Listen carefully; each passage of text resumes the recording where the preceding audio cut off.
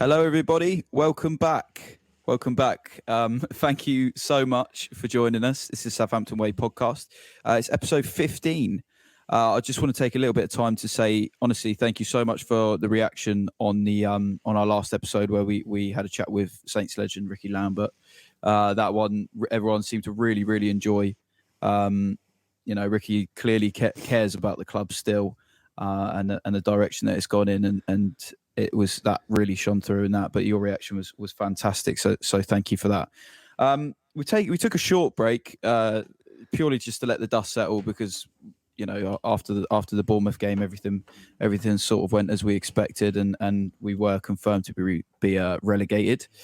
Today to cover the season in a bit of a special, we've got football podcaster and broadcaster Martin Sanders, and the Saints and now Saints/Brighton writer for Hampshire Live, Mark Wyatt. Thank you for joining us, chaps. We've got a lot to cover. I think first of all, let's talk about the weekend. We'll sort of work a little bit in reverse, but we'll start the weekend because it's fresh in everyone's memory. So, 8 goals at St Mary's, absolutely mind-boggling when you consider the sort of record we've had at home so far this season. Mark, first of all, I think we all have had our complaints about Sellers and his lineups and stuff. Was that sort of lineup that you were expecting for the last day of the season? Thanks for having me on again, Josh. Always a pleasure. And congrats on the Ricky Lambert one as well. I love listening to that. It was brilliant. I mean, I don't know how many times we've said it. Sellers' lineups are always interesting, weren't they? I said when I saw it that, a lot of the positions kind of picked themselves. I was happy to see, pretty much the back four. I thought Alex McCarthy might not have kind of gone in goal. I kind of wanted to see Gavin again, maybe, just because, I see a longer future with Gavin in goal, and he probably deserved that shout. No Chathams, which obviously we kind of knew about already. And so I was a little bit, wondering where the goals might come from with Campbell Dean up front, because obviously he hadn't done anything so far this season. But luckily I was proved wrong by the end of the 90 minutes with him. But it wasn't an awful lineup, I didn't think.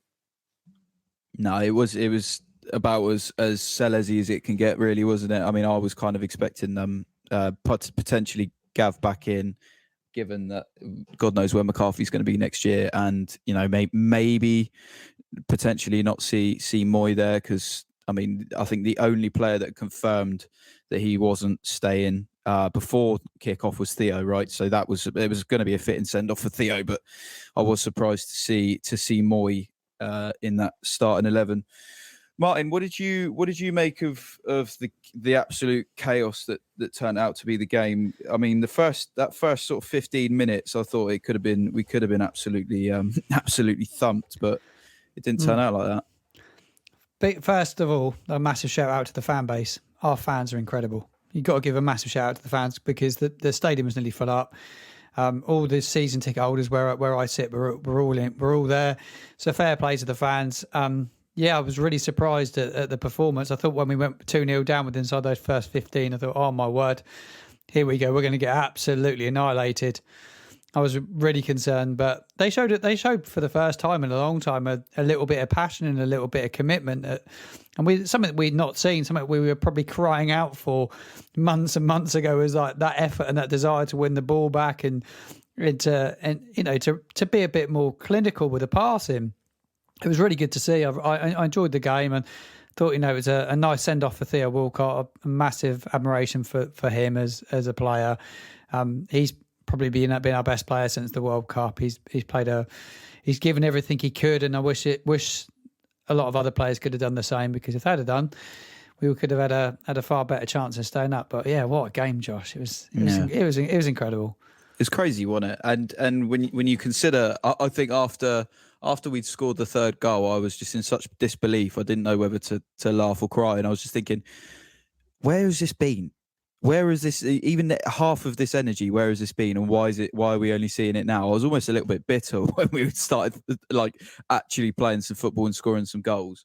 Mark, do you think that is it? Obviously, we can argue too little, too late at any point after November, really. But do you think that we had a big sort of not a mentality complex, but maybe a bit of a bottle job complex? Because it just seemed that against the big six this season we did pretty well, but against everybody else it was like you may as well have put out the under 13s and they would have given you something a bit better. Do you think that there was that was the root of it? Yeah, absolutely. I mean, I've spoken to players after pretty much every single game, especially after the defeats, and you ask them that question at St Mary's. I was just thinking of pinpointing some of the games they've lost, but there's so many of them, it's not even worth counting them up. And you always ask them this question, you're struggling with the pressure because, like you say, you play against some of the bigger teams. And this isn't a recent thing, obviously. It's happened throughout the season. Chelsea at the start, Arsenal came and there was a draw there as well, And it's just kind of snowballed, doesn't it? And you just think, where has that been all season? I completely agree with that sentiment that you said there, Josh, because it's frustrating, isn't it? And you watch it all year and you think, well, if you could have replicated this in even just a few of those kind of 6-pointer games that there were, especially across March and April, which started so well when Ruben came in and then just completely fell away. If you had any of that kind of bite against those teams, then Southampton could be in a different position.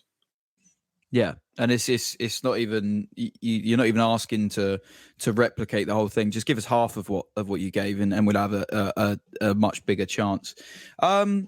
So I mean, let's go back to the beginning then. So the summer was massive for us. It was ginormous. I think a lot of us were split down the middle on how we did our transfer business. Everyone was a bit worried about, are we going to get a striker in? Are we not going to get a striker in? What's happening with getting experience in? I actually think I had our window down at about an 8 out of 10, to be honest with you. I was really happy. I thought, wow, we've got all these young, exciting players. And then you put in players like Joe Aribo, who I was a massive, massive admirer of, watching him at Rangers and watching him in the Europa League last season. I thought, this guy is a player. He'll fit into any sort of team in the Prem if he's used right. He's a really good player. So I was quite happy. And after watching the fans forum in the summer, I was quite encouraged by some of the words, especially from Martin Semmens, who obviously has moved on now. But I was quite encouraged by some of his words in saying that, we have to bide our time with some transfers. We're going to get things done. I mean, last season, a Joe Aribo would have cost us 30 million. I think he said, and that, we've held out, we got him for the right price. Do you think that, Martin, do you think that we made almost fatal errors before the season had even started with some of the mindset of those above, with the sort of with how laid back they were in some of the approach of key parts, especially making a decision on the manager?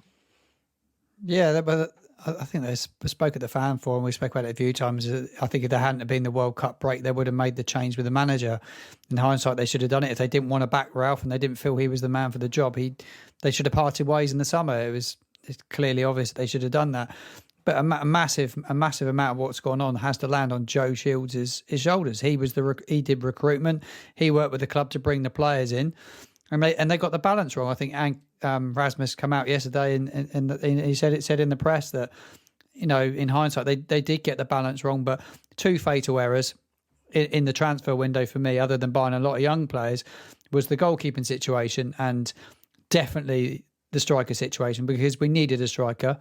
We knew that Armando Broja wasn't going to stay probably about March time last year, so they needed to really have something in place. So obviously, they maybe put their eggs in one or two baskets and they never come off. But a striker was vital, but still to expect a League One goalkeeper to skip the Championship, go into a Premier League side that was a newly built side, that was a young side. It was a massive ask for Gavin Bazunu, and I feel sorry for him. I think he's had a hard season. I think he's got a great potential at this level, in the Championship next season. But I think he's a strong character, so I hope he's going to bounce back. And I think the club failed him a bit recently, because he should have probably been taken out of the side in February time, and it may look to giving him a bit of a breather when he was having a tough time. Then you could have brought him back in. If you have a really good understudy, you can bring him in and out if you needed to a little bit.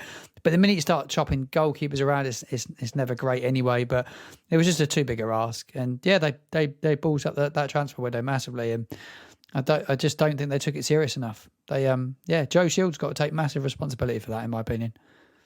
It's fair enough. The short-lived Joe Shields, that was a saga, wasn't it? Goalkeeping is a good point to touch on, actually. I was reasonably happy with getting Bazunu in, having seen that he's a young keeper, but I was hoping that we'd get someone else in as well. I wasn't expecting him to go straight in at number one, and I don't think that was what the plan was. As far as I'm aware, from what I was reading at the beginning of the season, from sort of the echo and stuff, is that Gavin was there to push whoever's in front of him, and that wasn't even confirmed as to whether it was going to be Alex McCarthy or not. But he sort of was in from the first minute. I think he pulled off a blinding save against Leipzig in a pre-season friendly, and I thought, oh, here we go.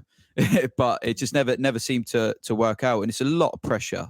It's a hell of a lot of pressure. How rare is it? I mean, Martin, you'll know this better than anyone. How rare is it that you get a goalkeeper come in from young and he's mustard? I mean, they're phenomenons, really, aren't they? I mean, you got the likes of Donnarumma, who played since he was 16 at Milan. You've got probably, I mean, you look back in history, you got someone like Gianluigi Buffon, but these are players that have, you could pick those names out. Most goalkeepers don't mature until they're sort of in their late 20s, do they? Yeah, it's a rarity to look at Aaron Ramsdale. He's probably one of the exceptions, really, where he's been relegated with 2 clubs, but he's bounced back every time, Aaron. And that you could have said, like, he went down with Bournemouth and he went down with Sheffield United. But he is the exception. He developed really quickly. I had the pleasure of being in the company of Asmir Begovic and Ben Foster last week. And we had a long chat about Gavin Bazunu, actually. It was really, really good. And we just talked about goalkeepers. And even Ben had said, and he'd go on record, he did another podcast with me, and he says it was a big, even he said it was a massive ask of a young goalkeeper. But you don't often get young goalkeepers really hit it off. Like you say, to have like someone experienced in front of him, real good Premier League pedigree, and he could have been pushing it. It could have been really good. Like someone like my boss, Asmir Begovic. He's a perfect person because he's like 35. He's experienced. He's played at the highest level, 250 odd Premier League games. He knows it inside out. Someone like him would have been the perfect number one for us this season. And you could have someone like Gavin push him on. But obviously Alex struggled with injuries. I think they knew he was injury prone. But then there's the issue that Fraser went. I think they say Fraser wanted loads of money, but I don't know. I don't know the ins and outs of it. But if it was over keeping the 2 and they're deciding contracts, I've given it to Fraser Forster every day of the week because he's a phenomenal goalkeeper. Yeah, and Sam, I've said I feel like we probably would have been at least 5 or 6 points better off with that experience in this season. With Fraser, definitely. Yeah, definitely. With Fraser's experience, I think that a lot of the players have touched on that in retrospect now, including I watched an interview with I think it was Carl Walker-Peters said it actually recently that they lost a lot of big personalities in the dressing room and they feel like that hit them. Mark, being around that environment where you sort of speak to different players every week and you go to the press conferences and you sort of take visits to the training ground every now and again, have you seen that for yourself, sort of maybe certain personalities or sort of gaps where you feel like certain things were going wrong in terms of people, or is that harder? Is that more of a behind closed doors thing, to see?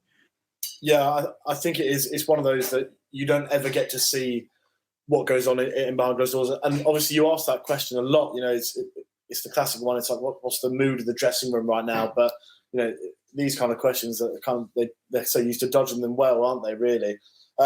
In terms of when we go to press conferences and you kind of walk past the training pitches and, most of us try and have a nosy and see what's going on and things like that. And, by all means, chemistry and team bonding and everything. And everything seems normal when you look at it because, you can't really see those intricacies. But something I kind of picked up on that we were talking just before we came on tonight about how long this season has felt. And it made me think about the coaches that were sacked, obviously, at the start of last season, where Dave Watson, Kelvin Davis and Craig Fleming all go, and a whole new group all came in, and that obviously plays a huge role. So when players like Carl Walker-Peters and James Ward-Prowse talk about all these changes, it's not just the manager; it's all the coaching staff and the players around them. So it's an upheaval that not many players will kind of go through ever in their careers, or maybe once in their careers, to see so much change. Let alone the owners going and moving on. 18 months ago now. So it's been a lot. And when you look at it like that, it does feel like kind of no wonder the season's ended in the way it has. Yeah, it is baffling. And one thing that I picked up from speaking to Ricky Lambert is that as much as players, it's not really their deal to get involved with ownership and stuff, that they do take note, and it is something that's like, are we going to see overhaul changes here, or is it just going to is it going to stay the same? And I think that must have it must have sent shockwaves through the group, especially with the coaching, like you said. Back to Austria a little bit. I was, to be honest, I was more cynical about the whole Austria trip. I didn't like the way it was planned out. I didn't like, it was almost like a bit of a sentimental like homecoming for Ralph, and it took him, and he almost got like the keys from the city for the mayor, and like it played against a team that had his son in it, and it was like, and we it almost felt like the football was secondary in pre-season. I didn't really like it. I don't think we worked hard enough to change what was going wrong. It was almost like he was trying to build a formation that he was unfamiliar with. It was the three at the back with Gineppo as a wing back, and that we really saw that on the first day of the season, didn't we? That did not work, and that went out the door pretty quickly. Martin, what do you think? Was pre-season a bit of was it a bit of a waste of time? Because I think it's not spoke about enough how much of a waste of time it was, in my opinion. I think pre-season at any football club is vital, isn't it? Like Mark said, it was interesting because he's been there and he said like that. He's had a really good feel of it. Like we're kind of sitting on the outside looking in, but I see pre-season as a vital time for any football club. And like Mark was saying, there's a lot of changes with the coaching staff. So the players obviously trying to get used to new staff. Dave Watson's someone that's been in the game for a long, long time. I listened to him on a show the other day, and he spoke really well. And he was obviously really disappointed to get removed from Southampton. I think he enjoyed it here, but you take out a lot of experience and make those changes. Pre-season is a vital part. You've got to get everyone up to speed. And the one thing I think we've lacked, was like looking really fit and looking really sharp and snappy. I don't think we ever had that. And that's always set usually in pre-season, how hard you work in pre-season. When we spoke to Ricky Lambert about what it was like under Poch and the sessions that they were putting in. And that preparation's so vital. And it gets the season going. But we all have to remember, we had another pre-season when the World Cup was on. Jones had a good period of time with the players then. And they come back and they looked even more laboured. So for me, like the fitness levels this year didn't look the same as they had done in previous years. So yeah, pre-season, your question, was it a waste of time? Yeah, it doesn't look like it was. It was very well thought out, and they've not got the best out of their players, without any question. Yeah, it felt like we did not use that time wisely at all, did it? You mentioned Jones, so we'll sort of move on to that period of time. Mark, do you think that possibly after they decided that they were going to let Ralph have a go, do you think that they waited too long to pull that trigger, or do you think that possibly actually giving him that World Cup break and even maybe January would have been the better shout in looking back on it? I don't get paid nearly enough money to make those kind of decisions, so I won't guess whether that they would have paid off or not. But I mean, it just like Martin said, it just felt like such a waste of time keeping Ralph in the job. If you even had those reservations, you saw Martin said how important pre-seasons are, and we'll probably see that with the new manager coming in and how much time he'll have to prepare. But yeah, I think if you're going to take it to the World Cup break and you're even going to think, we'll give him until then, the writing was on the wall, like we said, from those really early games, even during pre-season. They knew that they wouldn't have the team together even until you kind of first week of September, just because of the way the club likes to operate and pulling off late deals. We saw that with players coming in and coming out. So Ralph was kind of starting the season with kind of on one leg and with one hand tied behind his back, really, in a lot of ways. So I felt sorry for him in that regard. And one thing I will say is, spoke about pre-season, and I was there in Austria with him, and he was incredibly chipper about the whole thing. I know we said it was his homecoming, and we were blessed with amazing weather out there as well. So there's a lot of reasons to smile. But, there's one thing that Ralph was, and it was always passionate about Southampton Football Club. And you still felt that, and you still kind of got that through. And I think it was a shame that it ended in the way it did, because, after 4 years of service, he probably deserved a better, kind of better send-off rather.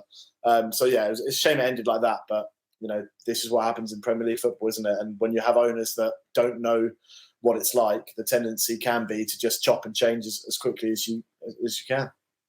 Yeah, couldn't agree more with that. And I said it for weeks and weeks and weeks before he got sacked. I was just talking to my brother-in-law saying they need to do it. If they're going to do it now. It's like put the man out of his misery, because you let things fester and you see they're definitely not going to get better, then the relationship will become fractured with the fans, and that's the last thing he needs. Because frankly, like you say, over the 4 years that he was with us, brilliant. Like for what he actually managed to do with the budget and all of his circumstances around it was frankly brilliant. Not many others would have managed to do it. I think he had the passion, like you say, and the charisma to come in at the time and really, really command a group, because God, we had a couple of shockers before him, and we had a couple of absolute stinkers before him. Martin, so I'm very much in there. There's always an open debate, it seems, in the media that's definitely more pro Ralph and pro if you would have kept him, you would have stayed up. I think that's absolute bollocks. I think the problem wasn't getting rid of Ralph. It was when we did. And then after you get over that hurdle, it was who you replaced him with. So, yeah, you go out and you buy a quality manager, you get a quality result. But, Villa, again, prime example, same time, sacked Gerrard, they went and got Unai Emery. So how important was that for a period of time? That week or so when we were resetting and Sellers took the Sheffield Wednesday game and we had that chance to go and get someone. How important was that for the rest of that entire season? I think it was vital, like that appointment. I spoke to so many people about it at the time and did a bit sort of spoke to so many Saints fans about it, and I reiterate it again now. Like, the appointment was absolutely vital at that moment in time, because it was there's so much of the season left to go. We weren't in a great run of form, but you had a young, naive side that had been thrown together from Shields' recruitment in the summer. Ralph wouldn't have had a massive say in what come in. He wanted a striker, he didn't get one, so it's always going to be an uphill battle for him. Obviously, I'm with that. The change needed to happen, but it was just bringing in the right man. And I think at the time, it wasn't a massive pool of managers you could put upon. Everyone was, at the time, I remember a lot of talk about Sean Dyche was available at the time. Obviously, he's gone on and kept Everton up. I thought he would. Did he have a better squad at Everton? Probably not, to be honest. I don't think they got a better squad than us. They got good players. Not with their injuries and stuff, definitely not. Had a lot of injuries late on. Yeah, they had a lot of injuries. And, do I think he would have given it a far better chance? Yeah, he would. I think we needed it. We needed a leader, and we didn't have any leaders, particularly in the dressing room, I don't think. So you needed your manager to be really, really strong, media savvy, really clear direction of where they were going. But we always said on this podcast, the owners and the manager, everyone's got to be aligned top to bottom. So what direction are we going to take it in? What style of football do we want to play? What system do we want to play? What sort of players do we want at this football club? They don't have a freaking clue. They didn't have a clue in the summer. Just throwing it together. Someone's probably getting, I don't know what goes on with transfers, but there must be fees going around left, right and centre. And it's just like, we buying players because we need them for our football club? Or we buying them because, we know somebody, or it's a friend, we're bringing a friend in. And that's, I'm a bit outspoken saying it, but that's how it kind of looked to me. It was just thrown together. It was thrown together. It was really thrown together. It looked like it, didn't it? And I know football decisions are never that easy, but when you look at it plain and simple, you think, what? Why? This is just ridiculous. But like I say, I don't want to put too much on it, because I know that generally speaking, football decisions don't just happen like that. They're not that quick. But yeah, it did seem extremely gung ho and a bit silly, and frankly, it's worrying when I'm reading the first part of Alfie House's interview with them, which I would implore you to go and read because it's very, very interesting. When even Dragons come out and said that if he could go back, he wouldn't have hired Jones. And you could take that out of context because he did go and say after that, because he felt like Nathan Jones should have been the one to take the glory at Luton Town.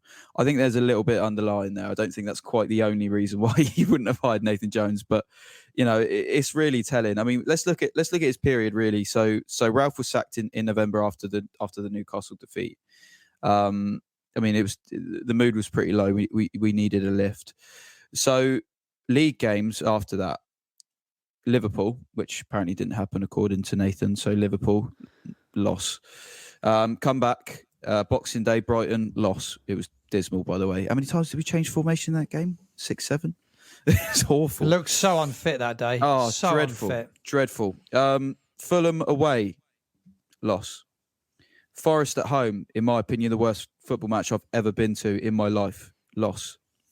Everton away, miraculously went and won. Actually, Ward-Prowse one-man show that day, unbelievable. Villa at home, loss.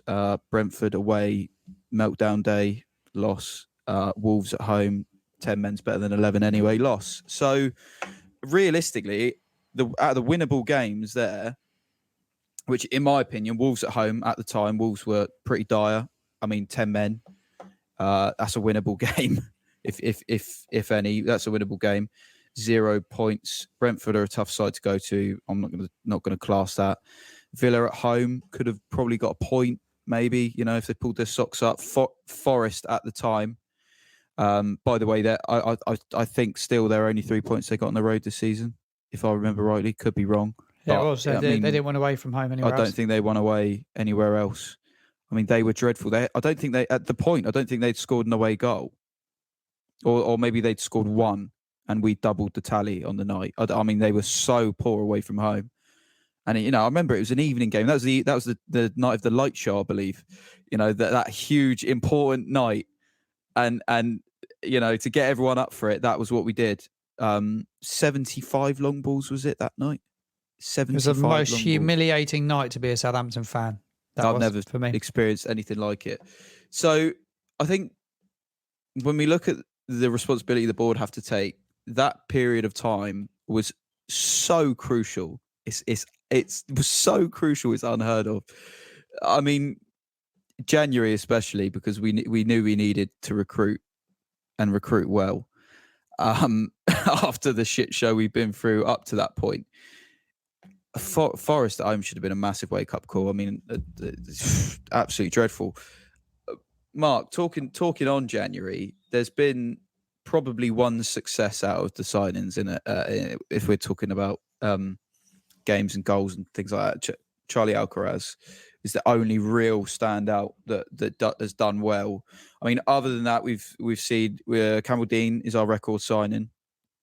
Campbell Dean Sulemana scores his first Premier League goal on the last day of the season. Don't get me wrong, he played well, and to be honest, I think against Wolves he was outstanding as well. Big tall Paul. I don't really know what to say. I think the poor lad's been thrown in trying to fit square pegs in round holes. Bless him, he's 6'8". Mislav Orsic is the big question mark for me. James Bree was pretty standard. I still think that's good business for what we got him for. I feel sorry for him. I feel really sorry for him, but I think it's good business. Mislav Orsic. What a question mark he is. Mark, I've heard certain rumours about why Mislav's not been involved. Do you know anything more than anybody else would know about why that man has not been involved? Because frankly, when you put it like this, November, he's in Qatar and he scored the winning penalty against Brazil in a World Cup quarter-final. Fast forward to February and he's playing at AFC Tottenham's ground for Southampton's B team. How do you have that quick of a demise? Are you that bad of a footballer? Like, what? Can you tell me anything, or is it just going to be one big mystery that we're never ever going to know about? Yeah, I mean, I'm sure it won't be one big mystery for forever, because I'm sure people will decide to go back at it at one point. But yeah, that just goes to show how quickly football can humble you, can't it? To go from one stage to another like that, and taking nothing away from AFC Tottenham as well, who have had a fantastic season. So they were they were lucky to have Mislav Orsic on that night. But no, it just in the January in general, it's Mislav Ortic's situation is one that baffled Nathan Jones as well as Ruben Selles, and I'm sure has baffled a lot of the people at the club. Probably baffled Mislav himself because he probably thinks he's done enough and to get into the team, and we've barely seen him because clearly that hasn't been the case. But yeah, I agree on James Bree. I think that was a good move. I think bringing Jan Bednarek back was smart. It was probably the unpopular decision at the time, but I think it was important for him to do that. He wasn't getting any time at Aston Villa, and it gave him a chance to kind of reconnect with the fans after he tried to sever all ties last summer.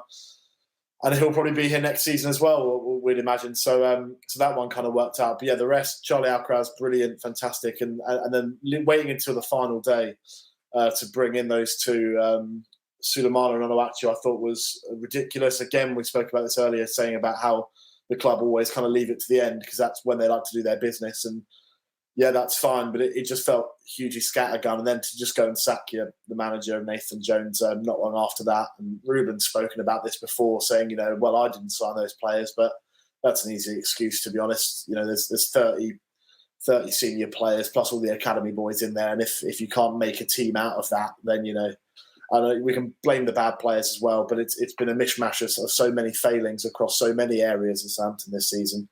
That unfortunately, January was just another dark spot on a miserable campaign. Horrible, wasn't it? Horrible. Martin, we talk about all the mysteries of certain players that play and don't play and so on, and we have done for weeks. Obviously, Mislav is an absolute brain scrambler, but do you think that almost the stubbornness of coaches has kept certain players out of the team? I'm going to talk about players like Paul from the starting 11. I think he only started a small handful of games, but also the young boys, because we haven't seen academy lads for God knows how long, and it was almost like they tried to ostracise them, saying, "Oh yeah, well we got this gap and they're not good enough." And it's like, well, actually, are you going to know that if you don't try them? Because half of these boys ain't near good enough for the Premier League. In fact, they probably wouldn't even make it in our under 23. So, do you think that stubbornness has been a key issue in certain coaches? Oh yeah, definitely in Sellers. There's no doubt. The Saints fans I talked to, he is stubborn. He had a way of playing that he wanted to play, and he spent too much time trying to stop teams than trying to beat teams. He was always trying to get organised and being hard to beat. And sometimes you've got to go for the jugular and try and win games. We spoke to Ricky on the Lambert on the podcast about it, and you have to utilise some of the tools you've got. And look, he might not have liked Onuachu, but at Chelsea, in his first game as manager at Southampton Football Club, Onuachu I thought he put a fairly decent shift in up there. Thought his touch was decent. He brought people into play, and he didn't look massively out of place. And I thought to myself, actually, this bloke, though he looks a bit gangly, not like much of a footballer, he might just score some goals for this football club if we can utilise him. But we never really utilise these players. Play very narrow, play a bit wider sometimes, and try and get. Prowse, he played quite well in the 8, didn't he? But try and give him a bit of flexibility where he can get wide and get balls in the box. I just felt it was just a crying shame.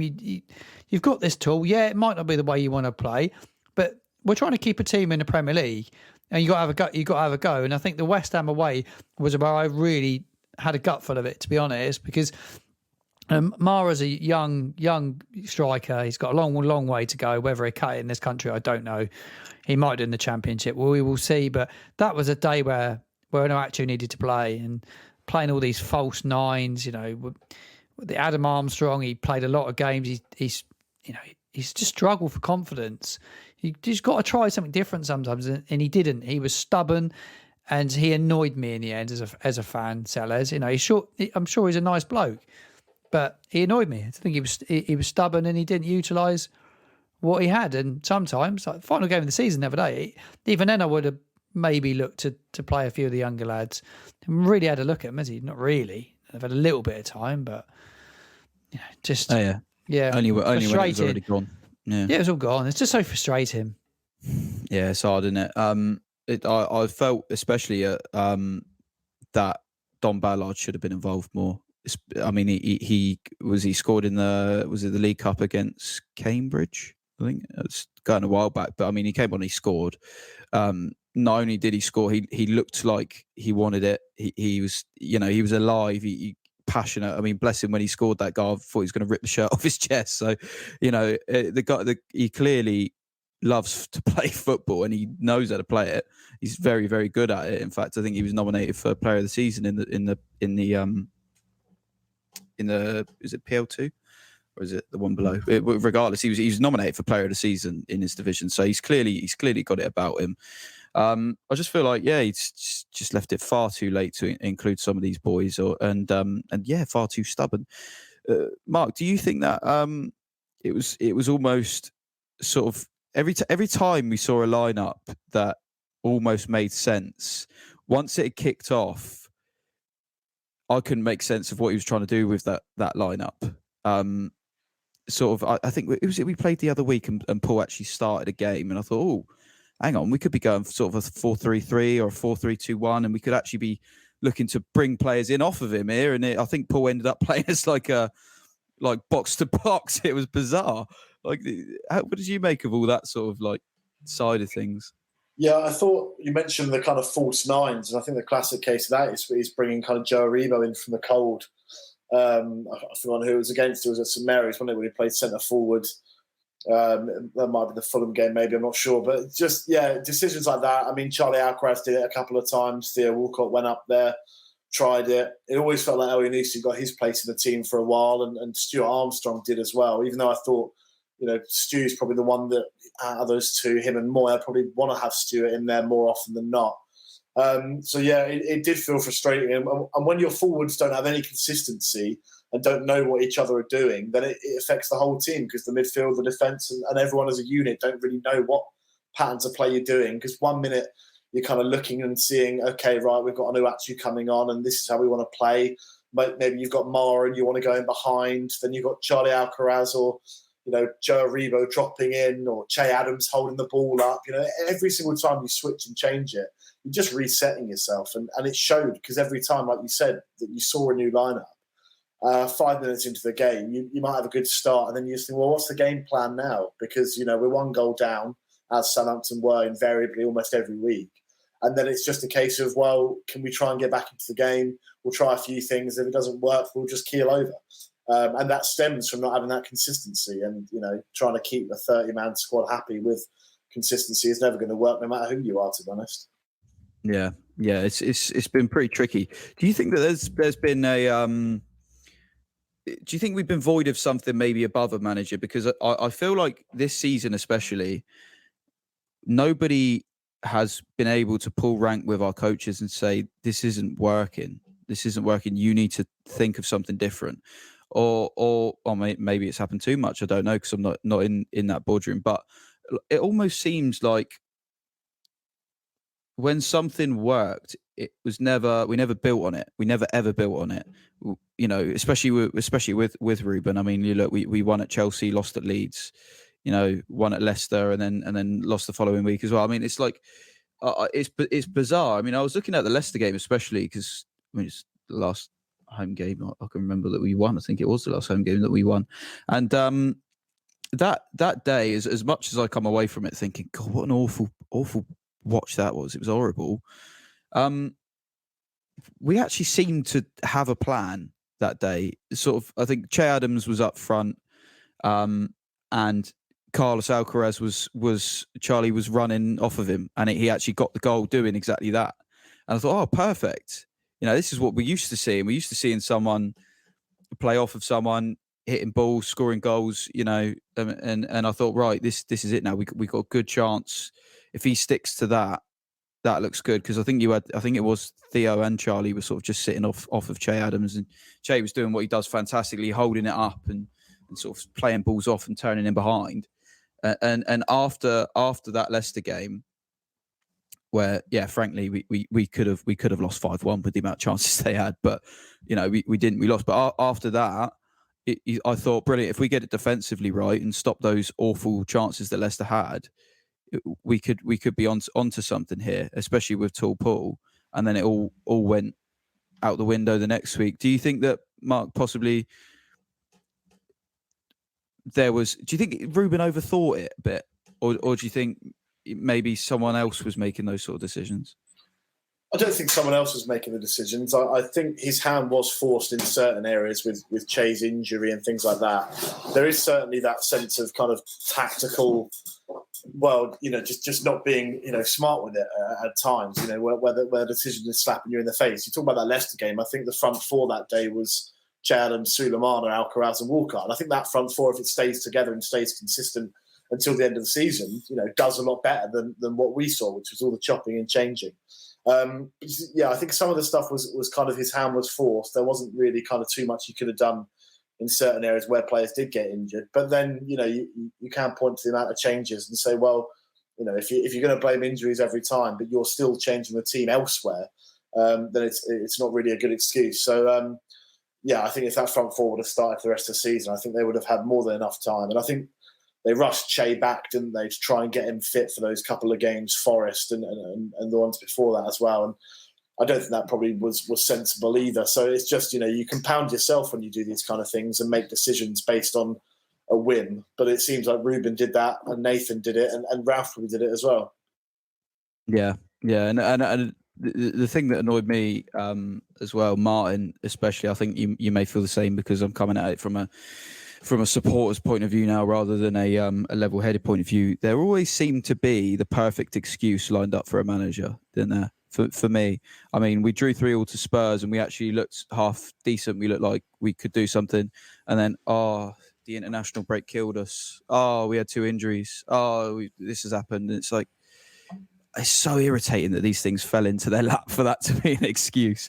Do you think there was excuses, or do you think there's validity in the fact that we lost Che Adams on international break, or does it then also come back to stubbornness and not being able to change your idea? I think sometimes his hand was forced a bit, like the Spurs game. That still frustrates me when I look back on it. They were there for the taking from the off anyway. Spurs. We spent too much time, like I said early on in the podcast, trying to stop them and instead of finding ways that we were going to beat them because they were well vulnerable that day. And if we'd had a proper go at them in the first half, we would have won that game. They were just there for the taking. But then, like you said, the international break come and it is one of those things. It does slow momentum sometimes.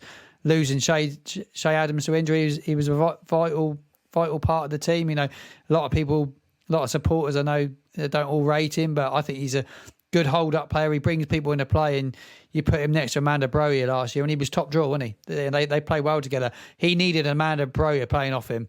I'll tell you what, if we'd had a player like him this season, we wouldn't have gone down. We just needed someone to score goals, and he proved it with Ings as well, didn't he? Yeah, he did. Yeah, exactly. And things do happen, don't they? But there was always something, wasn't there? There was always, but like Mark said, and he's spot on about it, consistency, getting his team right and trying to stick with it and trying to gel it and trying to work it. Throwing Joe Aribo in against Fulham at home, what the heck was he doing? Where's Joe Aribo played up front? When's he? Now, this is a guy that come out not that long ago and said, well, he wasn't that bothered if he wasn't playing because his faith was that it'll all come good for him in the long run, but he didn't seem that bothered about playing, which I found bizarre. Then next minute, he's not played any B team games. He's in the team. Get some consistency. And that's all it needed all season was consistency. And we won't be out. We would just never found it. It's just disastrous. And again, the perfect excuse, isn't it? Bloated squad, have to move players around. Can't stick to this and can't do that. But it all seems so promising. Like he talks about core leaderships groups, and everyone asked him, and Mark himself quizzed him, can you tell us who's in these leadership groups that you've set up? And it was like, stum, no, I can't tell you, but we've got them. And it was just odd. It's just bizarre. Like what did you, I mean, you've brought it up. So how strongly did you feel about that, Martin? I mean, the fact that 1 week you're seeing one thing and then the next minute you've got, like you say, Joe Aribo coming out of absolutely nowhere. Sometimes when you hear what some of these players say in the media, it does kind of make me chuckle sometimes. I think Prowse came out the other day and said he really enjoyed it under Ruben. I find it hard to believe that he's enjoyed it. It's all like, he's trying to be polite and stuff, and sometimes there's not loads of honesty from players sometimes. He loves losing games. Yeah. From a fan's point of view, it's a little bit of an insult. When I hear some of the comments I've heard this year, there's been a few insults thrown our way, to be fair. I think even Sellers at times was trying to the fans have done okay. I think sometimes it's like lost a little bit in translation with some of the foreign guys, and it can kind of get missed, how they would communicate, maybe not the same, but yeah, it's just, there's so much frustration from a fan's point of view. I still think it was all avoidable, all of this. I think the whole relegation was avoidable if it had been managed properly. And we go right back to that summer, right the way through. I tell you what, I did want to mention, how good was Gineppo against Man City? Another guy that come in, played an absolute blinder, man of the match, top draw that night. Straight back out the side. Again, no consistency. He looked good, got given a chance, was top draw, looked like he could do something, scored a beautiful goal that night. Never saw him again.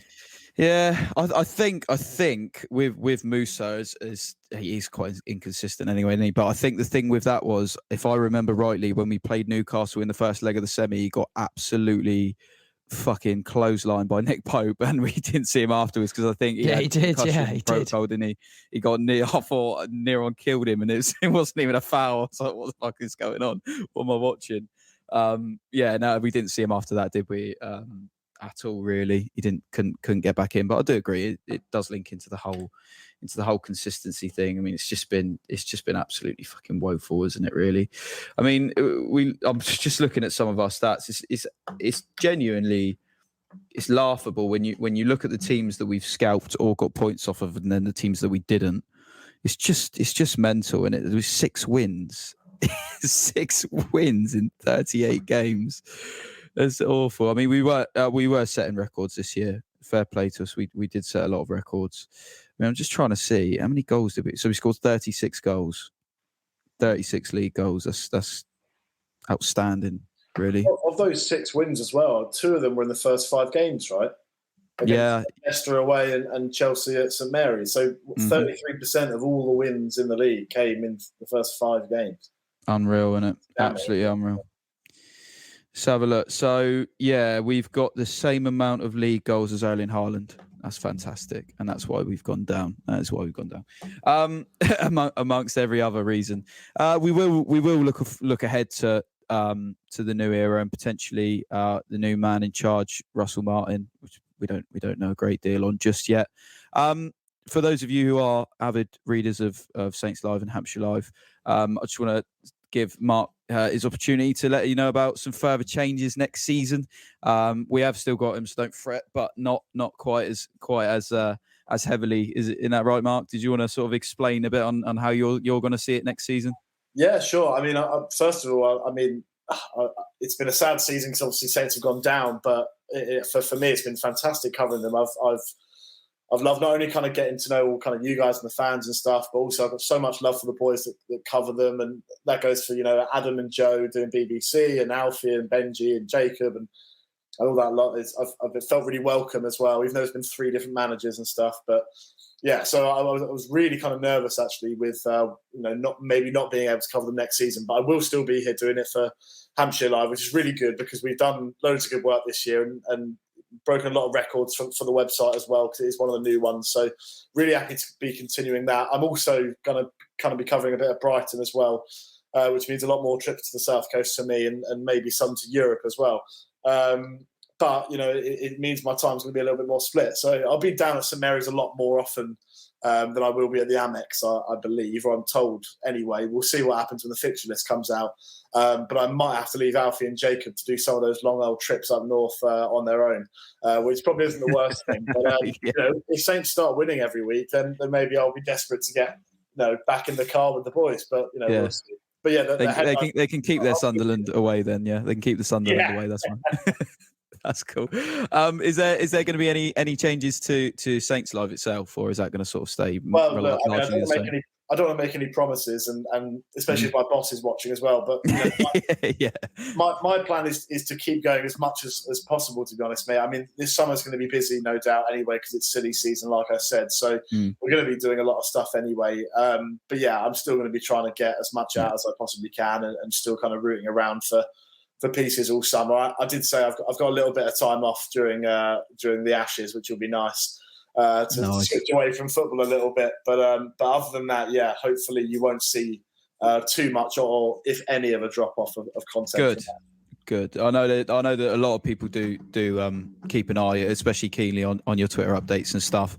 If you do want to head over to Mark's Twitter, it will all be linked underneath, and Martin's as well. These guys are all over it. I mean, as soon as anything breaks, boom, it's there for you.